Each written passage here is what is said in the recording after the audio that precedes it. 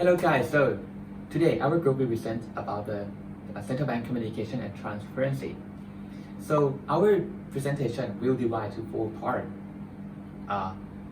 Review question, evolution, forward guidance, and the last part is impact.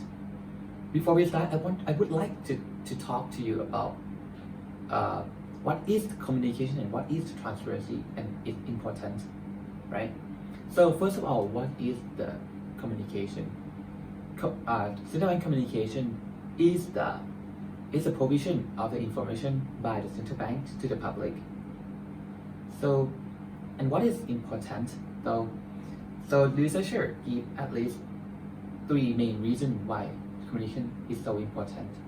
First of all is communication can use as a tool to influence the expectation and which give the effectiveness, increase the effectiveness on the monetary policy and give effectiveness to the economic overall performance. Second, communication can be used as a tool to gain the credibility and independence by showing that the central bank strategy is consistent to its mandate, right? And third is consequently from the first and the second one, you can say that the communication can use to influence the price level and it can use to influence the interest rate, right? Now we look at the transparency. What is transparency? Transparency can easily or simple define as how easily public can get to know or get to understand the central bank strategy, right? And how is it important though? So the more transparency the greater predictability of the central bank action. So which can prevent the uncertainty in the financial market, right? Without communication and transparency, they will have the uneven information between the policymaker and the public, which can lead to the inflationary surprise, and then it can lead to the short-run macroeconomic gain. Okay, so our group see that the economic central bank communication and transparency can give and make the impact so much on the macro variable. So we decided to ask the easy but very doubtful question among the central bank communication and transparency, which indicator impact to macro variable the most. So before we can understand and answer the question, we have to understand the transparency and communication evolution first. So I will let Liu and May describe it to you. So moving to the next point, which is the evolution of the central bank's communication, and which started in 1935, where they signed the Federal Reserve System, or the Fed. They signed an agreement which is called the Banking Act of 1935, which helped increase their independence with no interference from the government. However, it wasn't a communication because that they would only communicate annually or once per year, or has a 1 year lag within it. And the result is that they would communicate through a document called the Record of Policy Action, which has only little details about what the monetary policy is all about and what would be the next decision or the next action would be. And they have another document which is called the Minutes, that has a fully detailed transcript about the meetings on the monetary policy decision making. And in 1964, Wright Patman, who accused the FOMC, or the Federal Open Market Committees, being way too secretive about their ways of doing, because he wanted them to access to the minutes from 1961 to 1963, and which was denied by William Mackenzie Martin, who was the Fed chairman at that time. And Martin thought that it would actually end up with more complaints and more pressure from the public. So what he did is change things up by making all the minutes prior to 1961 available for the public and he put it into the nation archives. And however, the FOMC are disagreeing with his action and saying that it should actually have a 3 to 25 years of flag, which they did later on.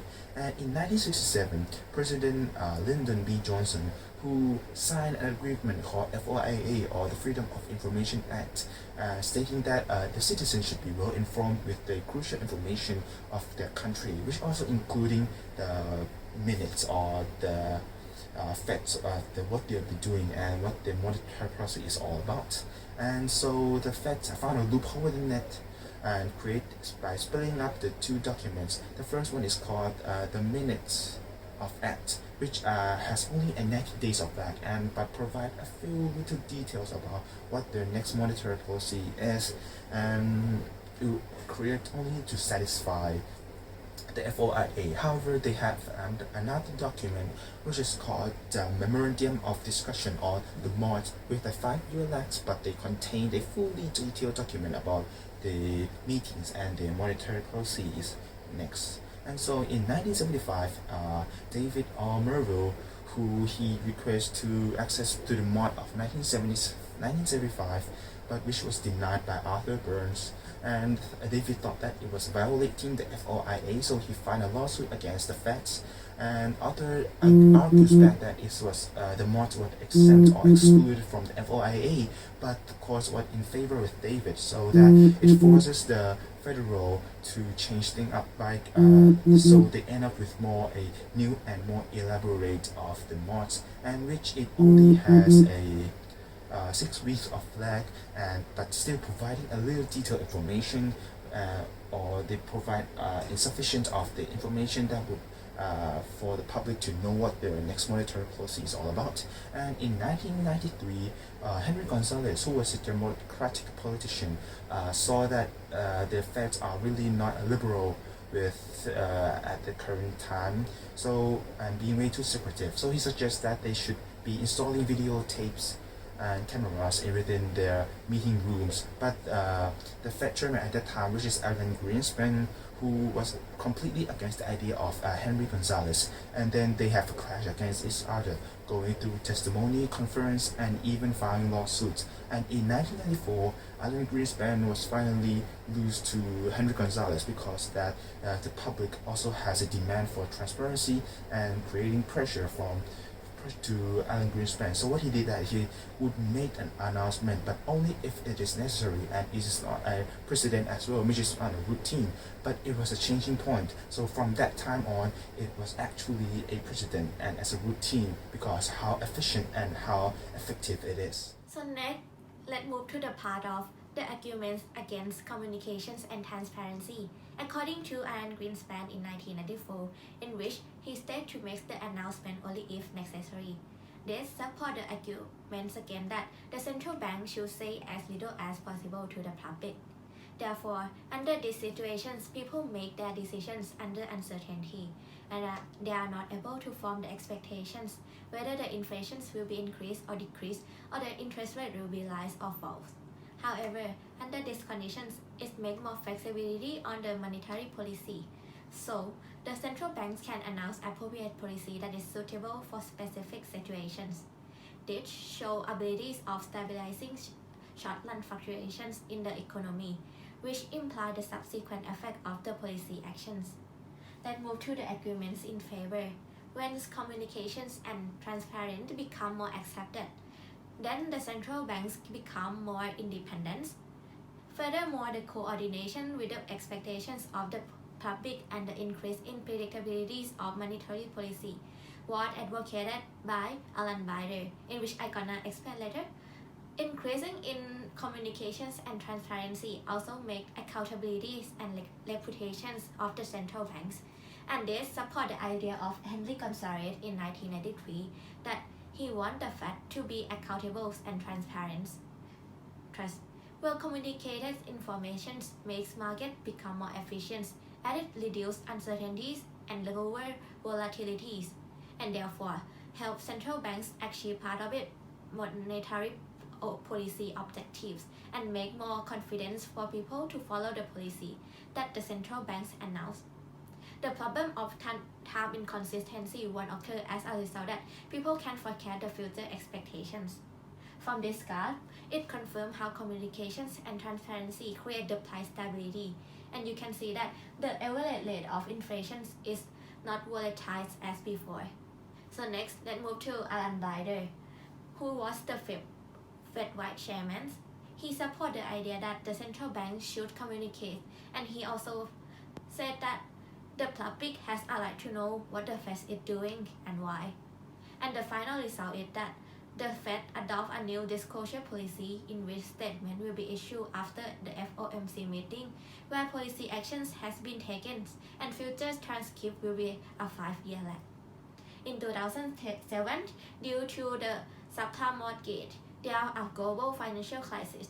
Fed tried to conduct conventional monetary policy tools as usual to recover from this crisis, but lowering the short-term interest rate to near zero, which was effectively a lower limit, was not enough to revive output and employment growth sufficiently. Then Jenny will explain about unconventional monetary policy tools called forward guidance, which the Fed turned to achieve their objective through central banks' communications about short-term interest rate. Let's move on to forward guidance. It is a tool that the Fed used to communicate with the public about the future policy, which can affect the decision on investment and spending.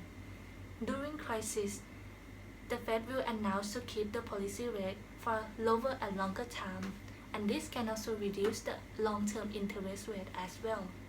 After this, the public will expect to have a higher inflation and economic activities in the future, so they are more willing to invest right now, and this can stimulate the current economy. The formulation has changed over time. It began with the qualitative forward guidance, which was not providing any detail in the quantitative information. It uses the word sometime or extended period, and the public cannot predict exactly when the policy will end.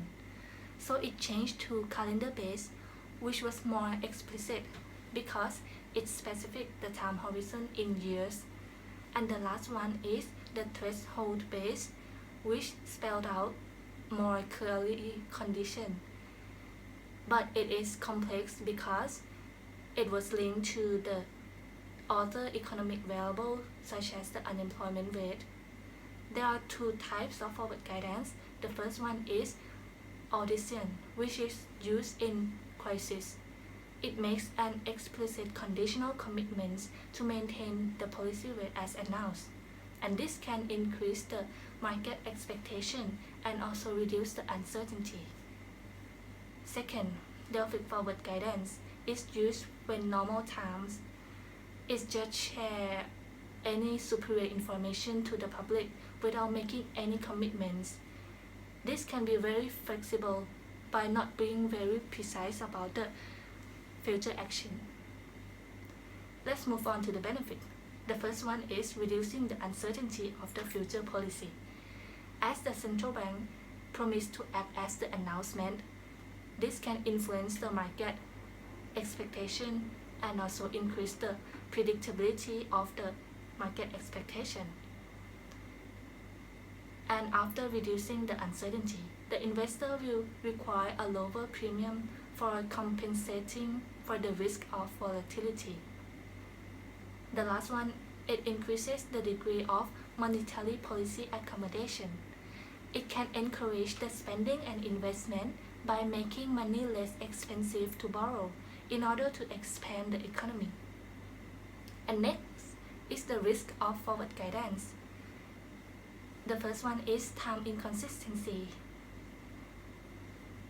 The central bank may be tempted to deviate from its established announcement when the condition is normalized. So this can lead to a reputational loss, which the public will not believe in the announcement anymore in the next crisis. Second, the central bank may not be credible and clearly communicate. If the public believes that the central bank is setting the same path of policy rate as usual, they might misinterpret that the economy right now is bad. and it leads to a decrease in economic growth, which is an opposite policy intention. All of this can support the arguments for the central bank communication and transparency. In terms of influencing the market expectation, the forward guidance used the announcement to do that. And also in terms of accountability and the reputation, forward guidance has to communicate and commit clearly and credibly to be able to alter the market expectation. And now, I will pass you over to Bai Thơi, who is going to talk about the impact. Thank you, Jenny.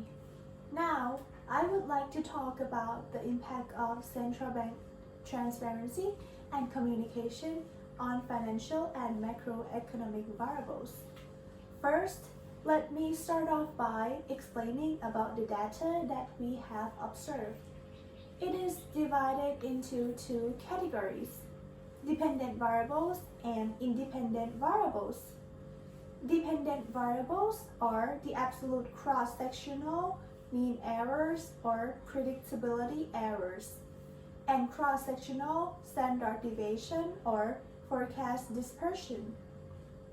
These forecasts were made by professional forecasters in predicting the four financial and macroeconomic variables, which are interest rates, yields, CPI inflation, and real GDP growth. These forecasts were measured by surveyed participants for the particular country among the four geographic regions: Asia Pacific, Eastern Europe, Latin America, and Western countries. There are mainly 5 independent variables. However, we will only focus on transparency and the number of speeches which represent communication. We measure transparency by the index of Dinser and Green, while speeches are measured by monthly average speeches given by the banks. Let's continue with the summary of the statistic. This table provides a summary of the benchmark regression for the absolute cross-sectional mean forecast errors and cross-sectional standard deviation for the two financial and macroeconomic variables. The first two sets represent the statistic for the predictability errors and the corresponding forecast dispersion of the four dependent variables, respectively. The third set exhibits the variation in central bank transparency in 4 subset geographic regions. And the last set contains summary of the independent variable, which we focus only the speeches. Now, Nay will continue with the regression method. Hello, thank you, Bai Thơi. And now let's move to my part, the regression method. After we had introduced the variable and summary statistics, we built a regression model such as y is either logarithm of the absolute cross-sectional mean forecast error or the logarithm of the cross-sectional standard deviation of forecast. In other words, y is either predictability error or forecast dispersion, respectively. I denotes country, S denotes forecast horizon, and T will denote monthly time index. More importantly, we can take into account the transparency index by Dinser and Green. The variable ranging from 0 to 15, the maximum transparency. And the number of speeches held by central bank representatives of country I between time t-1 and time t. But what I want you to forget is that the yellow and the orange highlights are slope coefficient of transparency and speech, respectively. Now, let's move to the regression result. As I have said earlier, that the dependent variable is either predictability error or forecast dispersion. Let's look at the logarithm of the absolute cross-sectional mean forecast error, the predictability error first. We have found that the transparency slope coefficients on the mean forecast error of both financial and macroeconomic variables has different sizes. As a result, there is no clear relationship between transparency and private forecast error. But what about communication, the orange ones? The slope coefficients show a positive relationship between communication and predictability error. That is, the more intensive communication is, the more private sector predictability error. More importantly, the cross-sectional standard deviation of forecasts or misalignment among forecasters. Now that the transparency can influence the forecast dispersion, we can see the yellow ones that the transparency has negative relationship with misalignment among forecasters. In other words, the greater the transparency, the less the private sector forecast dispersion. But what about communication? Communication also exhibits a positive relationship with dispersion, as with predictability error mentioned earlier. So to sum up, transparency does not improve the predictability of both financial and macroeconomic variables. Rather, it reduces the misalignment among forecasters of money market rates, 10-year government bond yields, and inflation. So we can conclude that central bank transparency is not an effective instrument to improve the accuracy of private forecasts. However, we can draw a clear conclusion from communication that intensive communication produces more forecast errors and increased forecast dispersion. That is, more communication activities make it more difficult to forecast short-term rates, inflation, yield, and GDP growth. And now, the next part, our team will draw an overall conclusion of central bank communication and transparency. Thank you. For conclusions, you may see that central bank's communications and transparency is very important. However, there are a lot of different ideas and opinions about central bank's communications and transparency. Some may advocate the central banks to be transparent and some are not.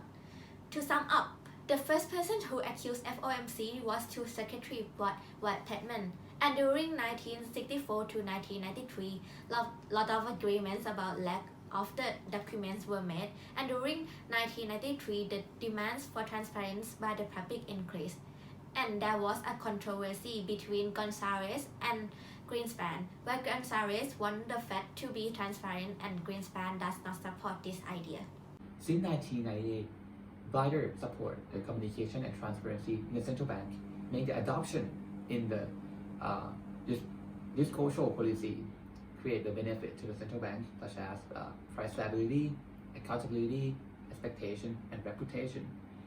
But since in 2007, we had a crisis that the monetary policy to have been used. It's called forward guidance, have been used to communicate with the public about the future monetary policy and to influence the market expectation. Communication have far greater influence to the private forecast performance than the transparency. But however, communication can cause the error in forecasting and can gain or increase their depression. The answer to our review question is that central bank transparency is not considered as a one-size-fits-all indicator. However, it appears to provide some alignment effects on forecasts across countries. Alternatively, central bank communication influences macroeconomic variables far greater than transparency. According to our analysis, it provides all positive relationships between the variables and the slope. Thus, more frequent communication may increase both forecast errors and their dispersion. To illustrate, although the impact of communication and transparency on this dimension is important, there may be many other beneficial or harmful effects of giving public speeches or being transparent on. For instance, accountability, the public understanding of monetary policy, and trust in central bank. Thank you.